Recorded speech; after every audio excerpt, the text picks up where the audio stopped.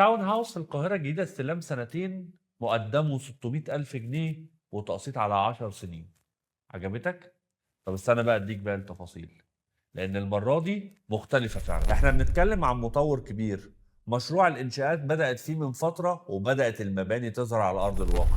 غير إن كل الفيوهات على لاندسكيب ووتر فيتشرز، مفيش فيو واحد وحش. التاون هاوس بيبدأ من 12 مليون جنيه.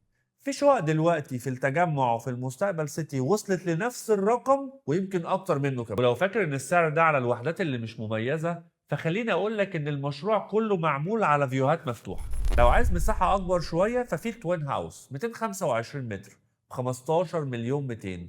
المقدم بتاعك 750 ألف، قسطك الشهري في حدود 108 ألف. ولو عايز مساحة أكبر كمان ففي ستاند ألون 4 و5 غرف بتبدأ من 240 متر لحد 280 متر.